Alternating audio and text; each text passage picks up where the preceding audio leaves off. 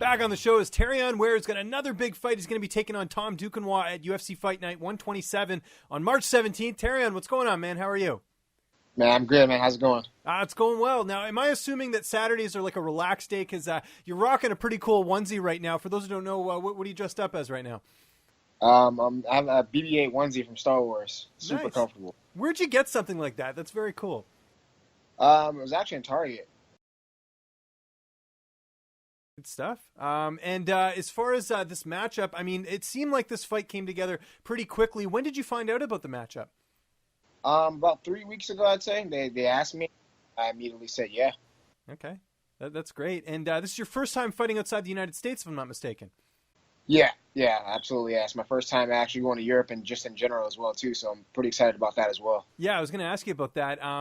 Was that sort of like, on the bucket list is to travel a bit during your fighting career? Yeah, absolutely. I mean, I've always wanted to travel the world just in general. And, fighting has got me to go to a bunch of different places here in the States. And ultimately, going international, was a goal as well, too. So I'm able to knock that off my bucket list. Excellent. And when are you planning on heading down there? I'll be going out about a week before, so about either like Sunday or Monday or something like that. Okay. Well, how long is that plane ride for you? I think it's 10 hours. Okay. Yeah. Okay. We got to talk about your last fight. Again, I know things didn't go your way, but I talked about it off the top. You fight tough guys. Sean O'Malley, very formidable opponent. What did you sort of take away the most from that performance?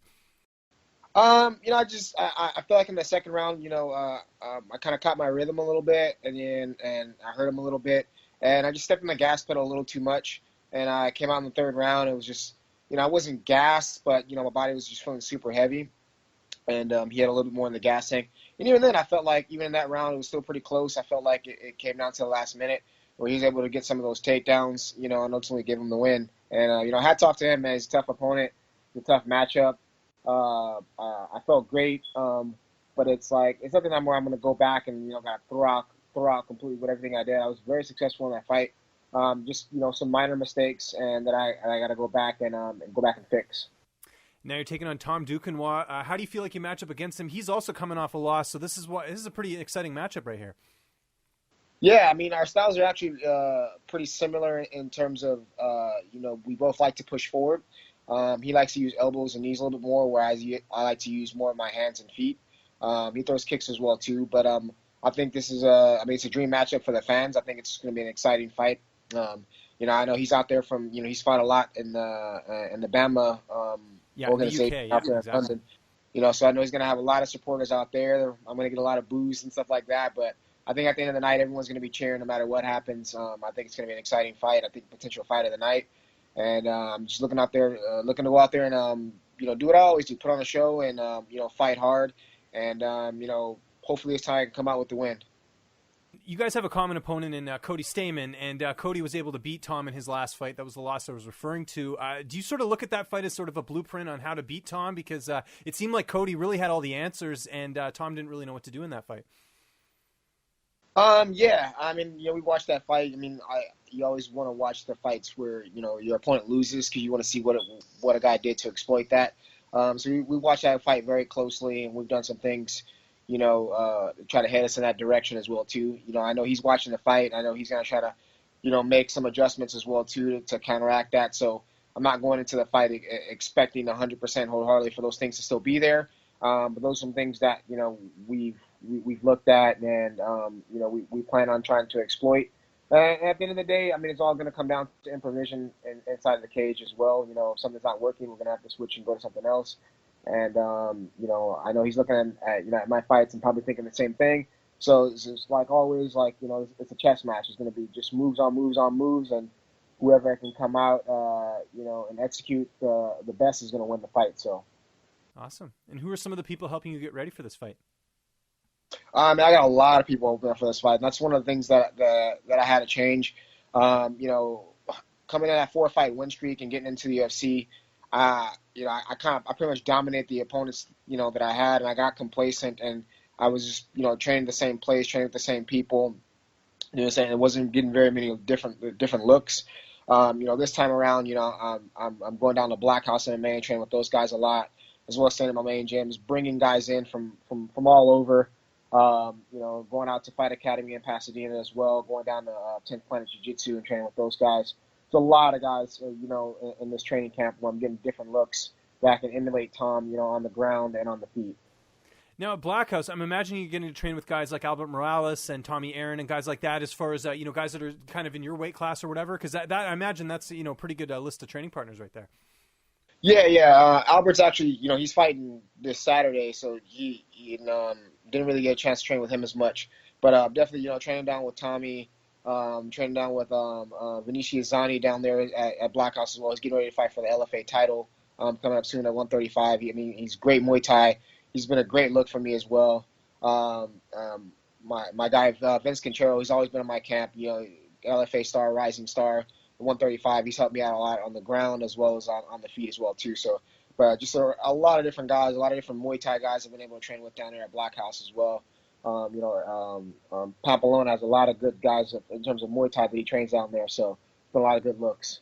It's very cool. Now, as far as the weight cut, because you have this long flight, do you have to kind of alter that a little bit, maybe cut some more weight in the States before you head down? Because I know sometimes when you're on the plane, you absorb the water, you get in, time's a little bit off. Do you have to kind of adjust that a little bit? I've heard people talk about that, and people have told me that, especially when I first started flying out. They're like, oh, be careful with, the retaining the water. But it's weird for me. Every time I get off the plane, I have to go to the bathroom a lot. I drain a lot of water. It's weird. I don't know if it's just me, whatever the case may be, but weight cuts, never really an issue for me. I train hard, I eat right, and I'm gonna stay well hydrated. I'm gonna do what I normally do. Hydrate, before the plane ride, on the plane ride, and when I get off, it usually just comes off, really easily. My weight hasn't been an issue at all. I don't blow up in between camps. Yeah, no, you're always staying in shape. How do you see this fight playing out on March 17th? I think it's going to be, I think it's going to be a really good stand-up battle. I think it's going to be really exciting for the fans. But I think at some point, either one of us or both of us are going to try to take it to the ground as well, too. I think, we're starting to realize more just, as strikers, in this MMA game, sometimes, things are balanced out in one area. You got to try to move to the next area to, get those scorecards, on your side from the judges. But I see it playing out mostly, being on the feet. I know he's not as easy to take down. My takedown defense has improved as well too. So, but I see him being an all-out war. I see us both pushing forward, meeting in the middle, and whoever executes is going to come out the winner. Is there any added pressure in this fight coming off 2 losses? Does that sort of weigh on you heading into this matchup, or is it just taking it as another fight? I I can say no, but obviously, that's the the consensus. You have a bunch of losses. The chances are you can get cut. So there's a little pressure on that. I always add pressure on myself, especially coming off any kind of loss or whatever. But, you never want to lose, so I've been pulling out all the stops, and training for this fight. So, but for me, pressure's never been one of those things where it makes me nervous or anxious or anything about anything. It actually makes me better. I fight under pressure very, very well. So I think it's a good thing for me. What video games are you playing right now? Right now I'm playing Fortnite, the new UFC 3 as well too, and playing a lot of retro games as well too. Well, you got to tell me what retro games you're playing right now. I got to hear this. Some old school Mario, Dr. Mario. Playing some Excite Bite as well too. Oh, great game. Yeah. There's some trick. I can't figure out how to do it. There's a trick where you can just you go up in the air and you keep bouncing. Do you know how to do that? I've done it once for all of about 3 seconds. I've watching YouTube videos to try to see how to do it, and I've done it once for all 3 seconds. I can't keep it up though. It's some weird timing thing that you have to do. Can't figure it out. I can't either. And I know exactly what you mean. I've seen the same video, and I'm trying to do it, and I can't. I don't know if it's some it's some special timing thing. I can't figure it out. I was going to ask you though, have you played the Famicom version of Excite Bike, because it's actually different and it has different music? I don't know if you're aware of this. No, I didn't even know this existed. Yeah, so there's a Japanese version of Excite Bike on the Famicom system, which is like the Japanese Nintendo, and it's Yeah. actually like it's a different game. Like it's the same like graphics and everything, but it has different Yeah. music, different levels, and it's like it's a lot different. And I find it's a lot harder than the Nintendo version. So that's something, if you can find it somewhere like a retro gaming shop or something. Yeah. I know they're making stuff like that now. Yeah, it might be worth hunting down for sure. Yeah, look into that. Yeah, no, you and I both have that in common. Last question for you. Obviously, you got a long plane ride. I'm sure sleep's going to be part of that, but are you going to be, what are you going to be doing on the plane? Are you going to be listening to any podcasts? Are you going to be watching any movies? What's sort of the game plan for the plane ride? Yeah, I mean, I like Joe Rogan's podcast is also one of my favorite things to listen to. I like to listen to a lot of Radio Lab podcasts as well too. A lot of interesting stuff on that. I'm kind of a nerd when it comes to that stuff. Listening to interesting like ancient history and future technologies and stuff like that. So a lot of that, and then sleep as well too. If I'm tired, I fall asleep, playing some games. I'm probably gonna take my kids' Nintendo Switch and play some Mario Kart on there as well too.